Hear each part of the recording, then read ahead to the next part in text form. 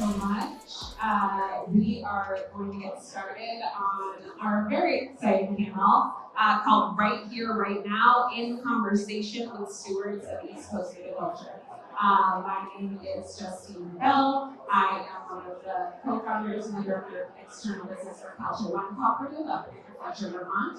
And I'm going to hand the mic over to these lovely panelists so that they can introduce themselves, and we will get this on and clocked in. Hello, my name is Todd Cavallo. I am one half of Wildcard Farm up in the Hudson Valley. We are in Pine Bush, New York. We have been fermenting for eight vintages now and growing grapes that are just starting to come into production on our home farm, along with apples and fruits and everything, and all sorts of fun stuff. We are super excited to be able to be here. This is our favorite gathering every year with our favorite people. Hi everybody, thanks for coming. My name is Ryan.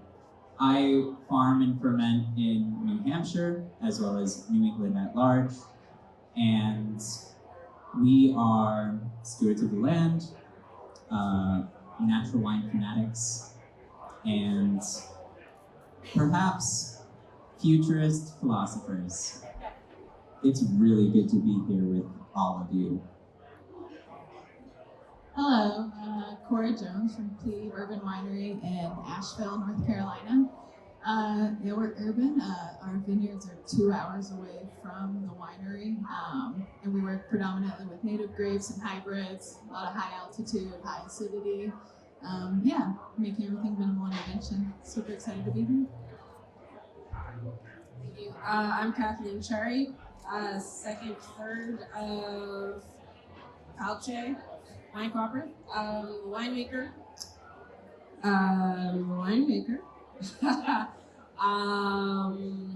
We're entering our third season. At the moment, we are buying in most of our fruit, but we're managing a small plot, 4 acres out in Huntington, Vermont, and we planted some grapes or some vines last year. So we are growing. Yeah. All right, well, I think that the appropriate place, or really the only place for us to start, is talking about the climate crisis. And so I'm sure right now it's kind of hard to harken back to early spring when we were having those really crazy extreme frosts. The idea of frost right now sounds so yum.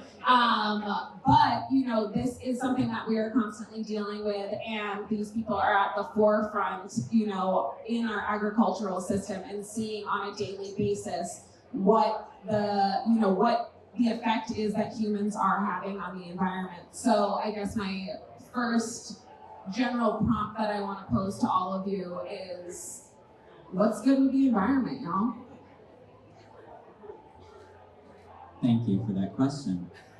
I think there is an important context in beginning with the great climate weirding. It's not only that we experienced an incredibly intense frost for the Northeast, May 18th. We also experienced incredibly high temperatures before that, incredibly high temperatures. It was 80 degrees at like March, the end of March. We had a summer's day in the end of March and a February night in the middle of May. This is not normal, and this is the new normal. It is something that, you know, we have to prepare for now, something we are going to learn from in what the new normal is going to become and what survives from that. My experience in the Northeast of this was one of still working with grapes. We didn't lose everything. There were some people who did lose everything, especially orchardists who had great blooms growing, an amazing, intense, largest bloom that they'd have ever seen in years, and lost all of it. That is devastating. What things did survive? Pears. For orchardists, pears are possibly an incredible answer to how to be more resilient with those kinds of situations. Todd was just talking about how a lot of the vinifera that was growing in New York State was lost to the frost. However, hybrid grapes ended up surviving the frost. A lot of them, not all of them, but a lot of them. And the more we pay attention to that, the more we are able to take the next steps forward. Does anybody else have something to say about what happened recently? I'll chime in on the hybrid grape side of things. Hybrid grapes are known for having secondary and tertiary buds. And we're extremely lucky that we didn't have a long, cold winter this year that could have killed off some of those buds, because then we wouldn't have had any fruit at all from the secondary and tertiary buds to push out. But when we got hit by the frost, we lost about 90% of our new shoots in the hybrid grapes. But since they had the secondary and tertiary buds at the ready, when the dead shoots dropped off, the new shoots came up behind. And so we will have probably about a 50% crop this year on the hybrid vines, compared to 0 from most of the vinifera growers that we have talked to in the Finger Lakes and in our region in the Hudson Valley. And it's odd because even another hour south on Long Island, they were totally fine. They got nothing from it. But now we're all getting 5 to 7 inches of rain in 2 days this week. And we are okay because we're not up on a super high hill, but I know some of our growers with hillside plantings closer to the river are looking at incredible soil erosion, damage to the plants because of that, and it's nonstop. Every year there's 1, 2, 3 crises of climate, and it's just getting worse. We also lost peaches. It was a really cold winter that happened later on, than normal. And it got so cold that we lost all of our peaches from New Hampshire all the way down to Georgia. This is incredibly abnormal. Let us not take that lightly. Yeah, so for us, it kind of works out. We have a small team, and it's hard to get to the vineyards. And this past year, it was hard to get up there, so we pruned super late, which ended up benefiting us because frost hit, and we were able to keep a lot more fruit than we typically do. So it just works out. But yeah, the climate's just been insane. Even being higher altitude, we're used to the cold, but the frost, it gets us more and more often. I was gonna kind of check in with what Todd said about the reason why we have some fruit this season is because of the secondary and tertiary buds that are coming forward. But I think maybe what Justine is going to ask about later, but I think the adaptability of what we are going to produce as winemakers is really what is going to help us survive this great change that is at our doorstep,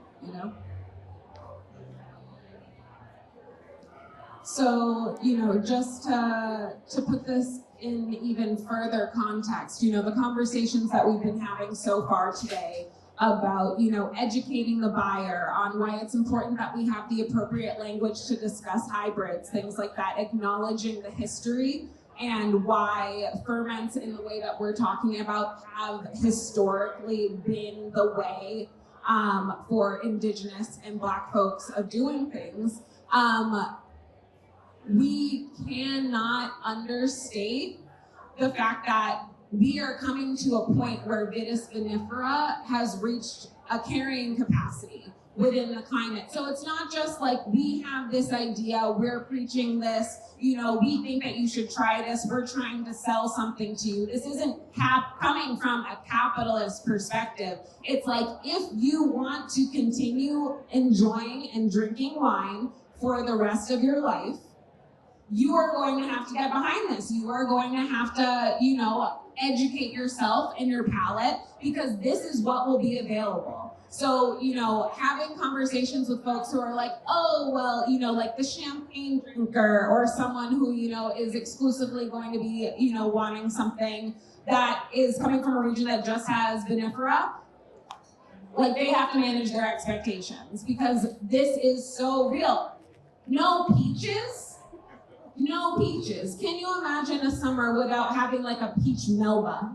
Maybe that's like my inner grandma coming out. I can't believe I just said that. But like, in all seriousness, like, you know, there are these treats, there are these things that we look forward to, these things that mean so much. You know, of course we are talking about alcohol, we're talking about fruit.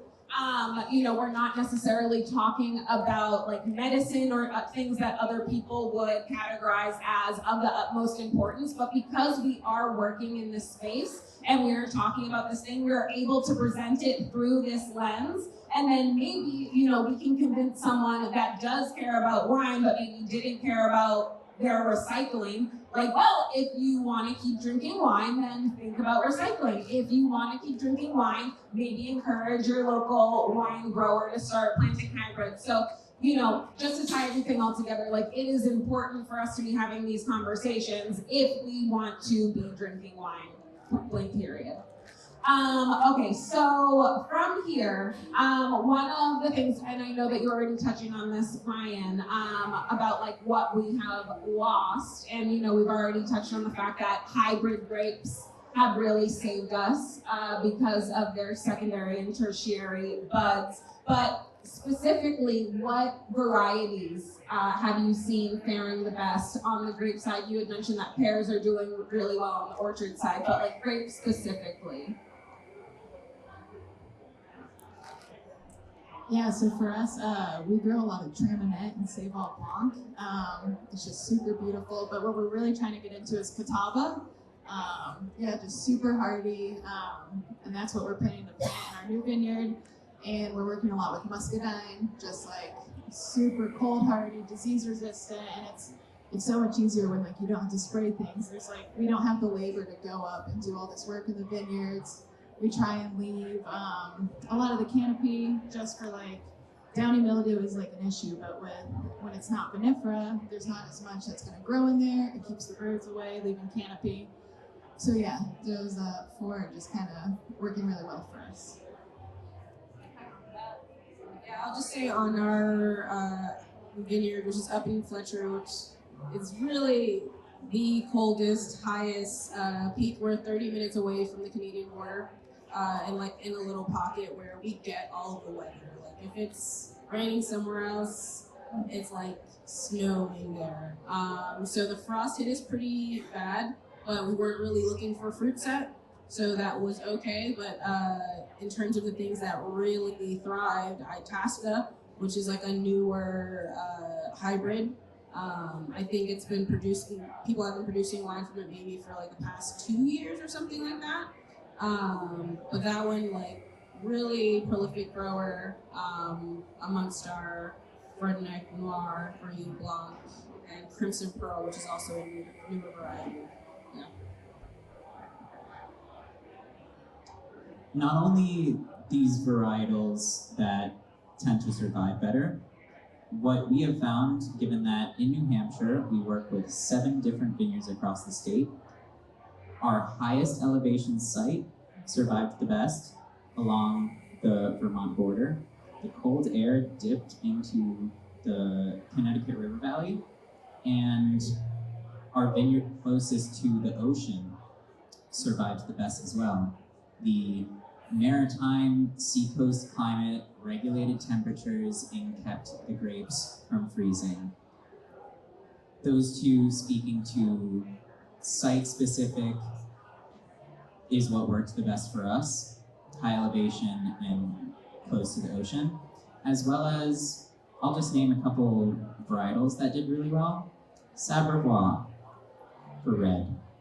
Really great disease resistance, really hardy overall. For white grapes, St. Pepin is an amazing disease resistance. Bursts its buds later, and just kind of carries itself along through harvest to a pretty successful extent.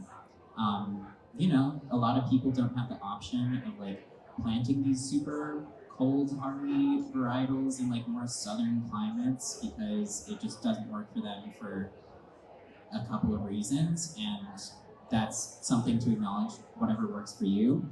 I think having the connection of a conversation between academia, especially academia and growers, is something that I'd like to see more of and that we don't see enough of right now. If anybody here works in academia, sound the alarm that within these challenging circumstances, the connection of education and experience need to come together to make one powerful entity of knowledge sharing that does not involve money.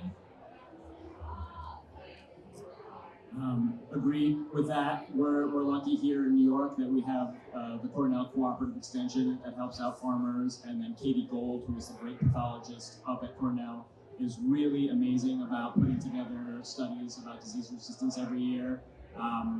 Just one person, no, in a huge department. So yeah, the more the merrier for sure. On our farm, we have a pretty even blend of New York and Minnesota bred varietals. So we've got Itasca and La Crescent from the University of Minnesota. They're very cold hardy. They fared best in the frost for us. And then we have a little Arundel and Aramella out of Cornell. They did worse, but they were also less far along. And so they had only very young tender shoots that had come out. And the young tender shoots are the real susceptible pieces of the vine. So basically those just looked like they were blowtorched the day after, whereas there were still some leaves left on the Itasca, but they both put out the same amount of secondary buds and are looking to have about the same fruit set. So it's really that resilience of those additional buds that are saving us in this case. Thank you guys so much for responding, or for your thoughtful responses. You have to respond. We're on the panel. What else are you going to do? So something that I'm interested in, and Cora, we had been talking about this on your email, but what sort of adaptive approaches have y'all had to come up with because of these changes? And so that can be either in the vineyard or in the winery. As I was driving to look at all the vineyards after the frost, my best option, my best thought for dealing with frost was not setting fires in your vineyard, because we live in very modern times where putting fires in the middle of your vines, if you don't till your vines, you're going to have a meadow growing in your vineyard, and that is going to be very susceptible to catching fire. And what I thought as a modern option was connecting to your local restaurants and asking for their space heaters. Getting space heaters, placing them throughout your vineyard, and then just like turning on some fans. That was my best thought. I didn't try it because I was too late, but it was a thought. Yeah, so a kind of creative thing that we started doing back in 2020, we didn't have any bird netting up, we just had a bird call system, and someone ended up going over the wire with the mower, and there's 5 days that we weren't in the vineyards, had no idea. Go back and we had lost like 4 tons of fruit. We sprayed oxidate to like dry it out, see what we could still like salvage, pick the fruit, and then we're like, well, let's just press it and see. And it ended up being like some banging juice. So we're like, let's make a Verjus, made a sparkling Verjus. And that was a great option for people that don't drink alcohol, or like anyone that comes into the winery. But then it's kind of been like the catalyst for our sparkling program. Just recently, we started using it as our tirage for our sparkling. We'll do that, wake it up with some banked leaves that we have. So by picking the fruit 2 weeks before it's ready, while it's still super underripe, acidic, still has a lot of sugar. Yeah, it's just giving us a secondary thing, and it's like we're super excited about doing our sparkling, and it's just something that, you know, it sucked that we lost all that fruit, but gave us a great idea for down the road, and not wasting, you know, the fruit being like, oh, nothing we can do. Yeah. So in the cellar, I guess ever since Kalchē started, we've always embraced the idea of co-ferments and just using what grows around you in abundance, no matter what it is. It has like a reliable sugar source. At some point, someone has tried to ferment it and made some kind of wine. So why not right here, right now? So actually, is this a plug? Oh, so we have the Song of Solomon, which we're tasting right now. It is made with, it's a maple sap and cider ferment. Maple also had kind of a rough year this year too, so it's not even as reliable as it once was, but we grow it we have maple trees on our property, so we were able to save some sap before we boiled it down to syrup and used that, blended that with some cider and rehydrated some grape skins with it. All to say, adaptability with what your source material is I think what is gonna save us, what saves us Kalchē specifically. And we do have some designs of, all right. Last thing about the frost, and then we'll stop talking about it. One thing that people have done in the past to help prevent frost is spray a phosphorus spray on the vines. And there's a number of commercial versions of this that are out there. And what happens is the phosphorus gets pulled into the vine tissue itself and acts as an antifreeze because you're decreasing the water content actually by increasing the phosphorus. And so I'm thinking, okay, what can I do? It's like, 5 p.m. on the night before, I didn't have time to do this. What has a lot of phosphorus in it? Oh, wood ash. So I scooped out our wood ash trap from our fireplace, boiled it with water, strained it out, and put it in the sprayer. And then I was talking to Mike Biltonen, who's an orchardist that we talk to for our orchard consulting sometimes, and he said, add some sugar into that because sugar does the same thing. It'll prevent crystallization on the surface of the plants. And I happen to have a bunch of honey that we had left over from our hives that we couldn't eat because some rodents had gotten into it. Don't worry, that doesn't go into our beverages. But I added 5 pounds of honey to the sprayer, went out and sprayed the night before at around 7 p.m. And I don't know if it helped. I don't know if it would have been worse or nothing at all, but it's just these things that you do to try to make yourself feel better and hope that you can maybe save a little bit of the crop. And like I said, we're doing all right. We've got about 50% of the crop this year, so regardless of whether it worked, it made me feel good, and we still got grapes. Damn. That's just cool. So cool. So something that I'm hearing come up from everyone who is sitting up here in terms of this adaptability is that we were tapping into our, not only, like our shared knowledge and resources, but also into our communities for support, or maybe the idea of potentially tapping into our communities through restaurants, through, getting maple sap, through getting, or calling a friend, and like trying to figure out ways of like pivoting really quickly. And so, just tying that back into the theme of today's conference. I don't really want to call this a conference, it's a summit. Thank you. So to tie that back into today's summit, just social capital above the legacy of exploitation, or against legacies of exploitation. So, I think that this is just a really good example of using that social capital.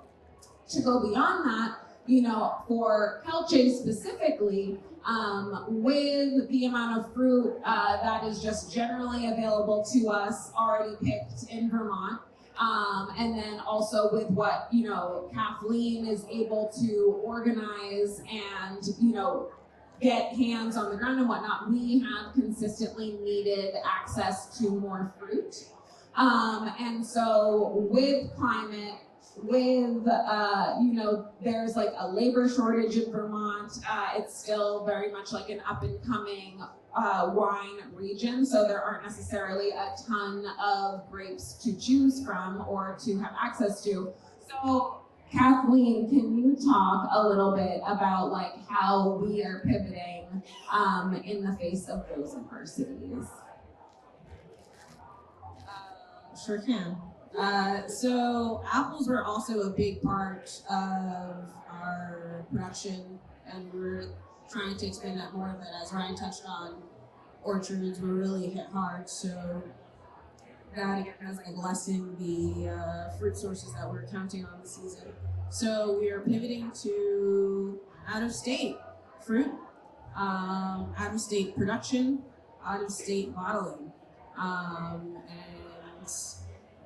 things are still, I guess, kind of loosey-goosey. So I guess I can't say where, etc. But still working with hybrid grapes, somewhere that's warmer, and doing probably another canned product.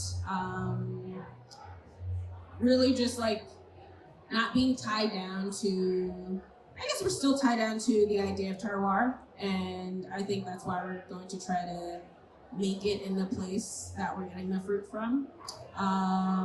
But there is also a larger plan with ourselves, Shelburne, and Royapolis, and Eden, who are also looking for more fruit. We've talked about getting some fruit from Michigan and bringing it down as like a larger story of Vermont 2023, which is like not having enough access to the grapes that we had at home, but we are all still businesses, especially like we are so young. Kalchē is really young, so we are doing these things that will make us viable and still like working with great fruit, working with great growers, making something delicious. So really we're just opening the door. There's no wrong answers. And something that Kathleen didn't mention, but that she has had, you know, just like on her shoulders this year already, we have constantly been in talks about buying fruit from New York from the time that we had originally, you know, started. However, they also got hit with frost, so that was 86, no longer an option. So when the entirety of, you know, the Northeast got hit, the Vermont Grape and Wine Council had an emergency meeting to talk about this collective buying power that Kathleen was just mentioning. But the original plan was to go north to Canada. So there was a meeting, let's say it was on a Monday, and everyone in Vermont came together and agreed, like, we are going to leverage our buying power and get a lot of thoughtfully produced fruit from Ottawa. Wednesday was the fire. So all of the fruit, like any idea of the fruit, gone in 2 days, in 48 hours. So we had already reckoned with the frost. And then even further north, we were reckoning with the fires, so had to pivot again.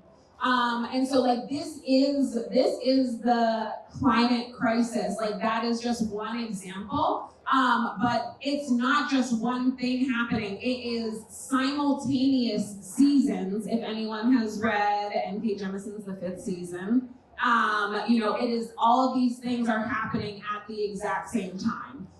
So, you know, having to pivot and having to change ideas is going to be the name of the game, but I just wanted to touch on that.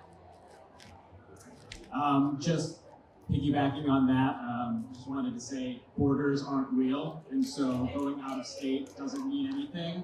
I won't say that terroir isn't real because I don't know, that might get me in some trouble, but definitely community over terroir always. And so if you can find people in your community that can get you fruit from elsewhere that's not where you are or where you're growing, and it helps you to make your beverages and keep your business going, 100%, that's the way forward for a lot of us when we're dealing with these crises more and more every year.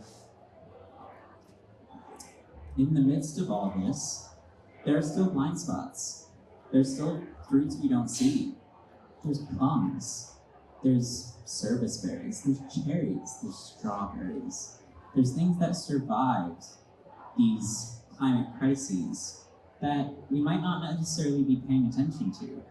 There's things that we should perhaps soften our perspective on. Mead, for example. A lot of people shit on mead. hands for those who've heard people shit on mead. Most people here. Let's change that perspective. Let's change our minds. There's a lot of power in all of this is sugar and water and natural yeast. And we can grow together through opening our minds like that and seeing what's around us, accepting what's around us, and growing together with it, supporting it, involving it, and changing with it. Yeah, to kind of jump on the community, we buy from local growers, and a lot of growers are always like hitting us up and letting us know. They're like, hey, there's a guy that has Jack Hez in South Carolina. We know that you guys like to try whatever, and so we get Jack Hez, and it's just like this beautiful grape, and we make rosé, we make red wine, and now it's like something we're like seeking. And yeah, just kind of prioritizing hybrids or like native grapes over like, you know, things that grow in the Yadkin. Like people are trying to grow like Cab Sauv. It's like, this isn't California, you know, we're the East Coast. And we're more so making wine for like what we know is sustainable. We're not seeking what the people want that come in. They're like, I want a California red. I'm like, you're in North Carolina, you're not gonna get a California red. I'm like, let's do like a high acid white, try this, like, or, you know, just like open your mind. So yeah, it's a big thing, just kind of trying to let people know that there are like other grapes, and like, let's be sustainable. Let's not go for fruit that, you know, needs all this work. Like we don't have the labor to like really spend all this time in the vineyard. Yeah, so just focusing on things that like really grow well in our community.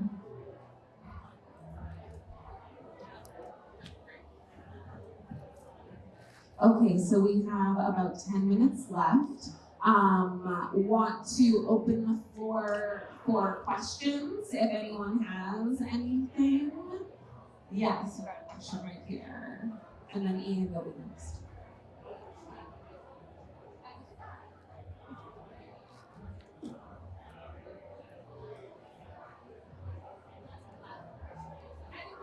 For whoever has an opportunity to farm grapes and make wine in the West Coast.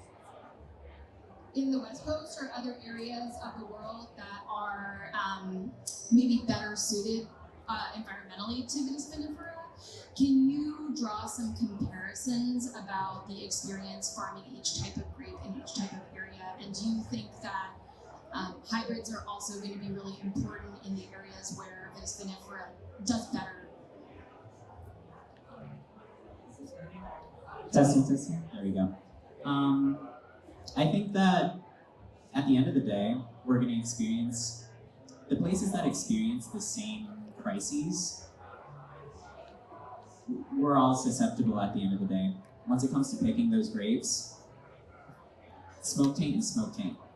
Hybrids don't change that result.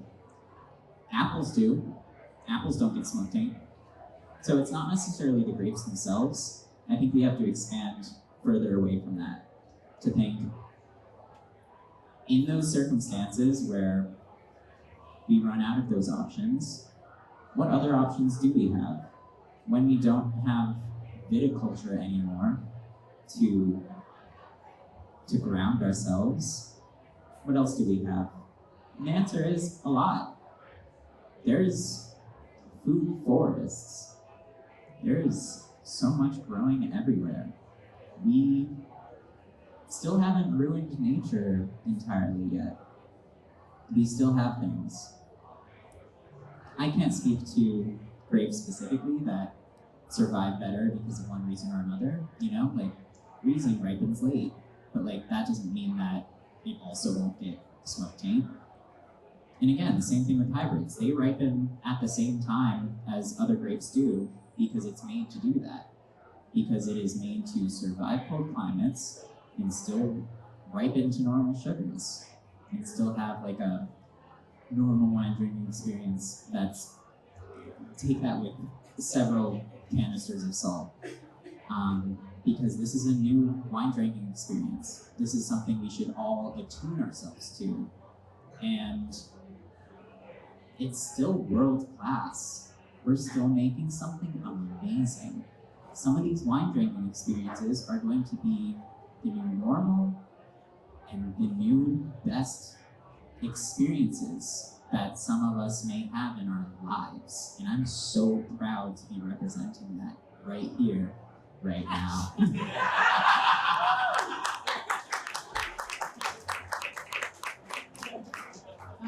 So I recently worked a harvest in New Zealand, which is, they don't talk about hybrids at all. It's kind of like a no-no thing.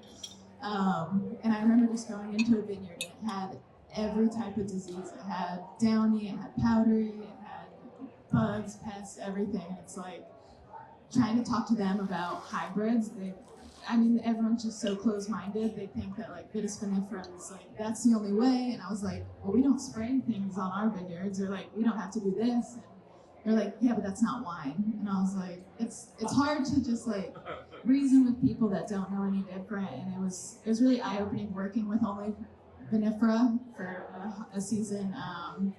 It made me really appreciate working somewhere where like we're growing things that, you know, are sustainable, they work well with our climate and where we're at. So it was a nice perspective change going somewhere else, working with not hybrids. Ian, you want to I have an online question. Okay, great. Ian's gonna go next, and then we'll do that. I'm going to stand further away from the speaker because I don't want a brunette looked at.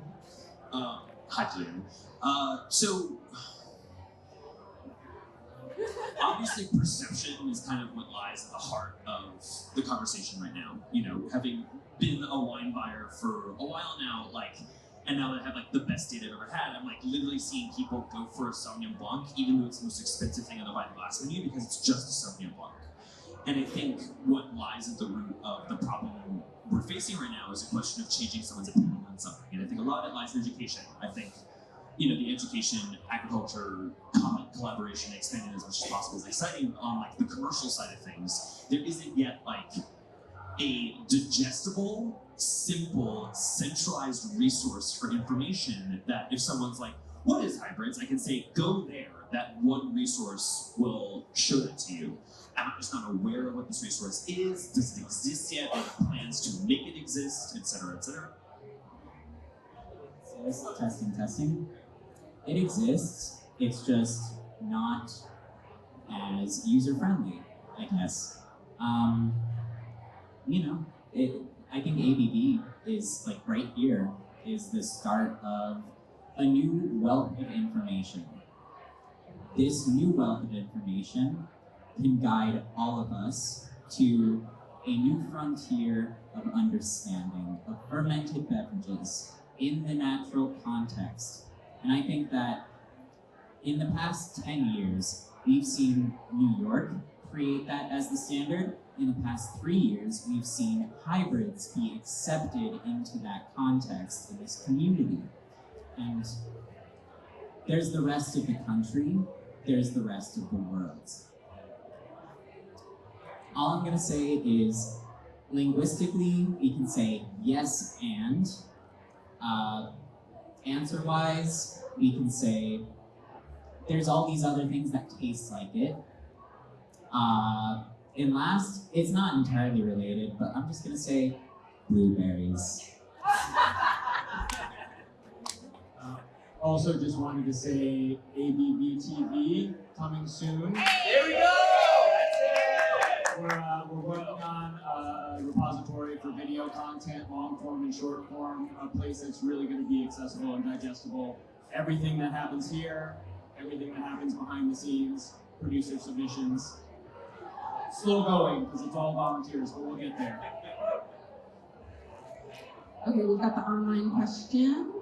Online question from Thea Merle. Is anyone using smoke-tainted fruit in distillates like a domestic brandy?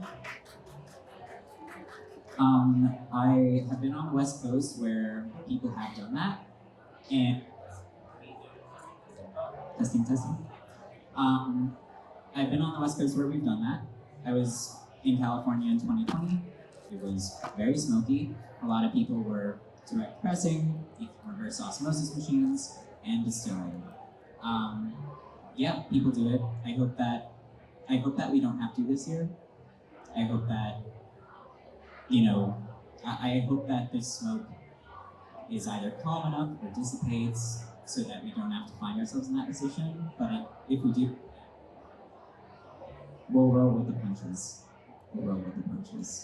Has anybody else worked with distillates? No? Okay. All right, well, that is our time. Thank y'all so much for the space and for your amazing contributions to the conversation. Really quickly, before I hand the mic over, I do just want to take a second to acknowledge and appreciate and give flowers to our founder and fearless leader, Jabe Marley. Without whom none of us would be here today. I love you so much and you inspire me every day, and I'm so thankful to be here.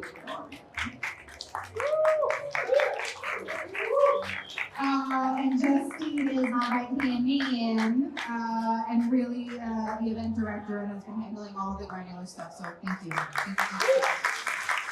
just want to let everybody know that I put sandwiches out while the seminar was going on. Thank you for hanging out. They're gone, but I have more that we reserved in the back right here that I'm not putting out. You guys get first pull, so please feed yourselves, hydrate. There's lots of wine. Our next seminar is at 2 o'clock. I'll give a rundown of that when it's closer to the time, but it's an exciting one. Thank you.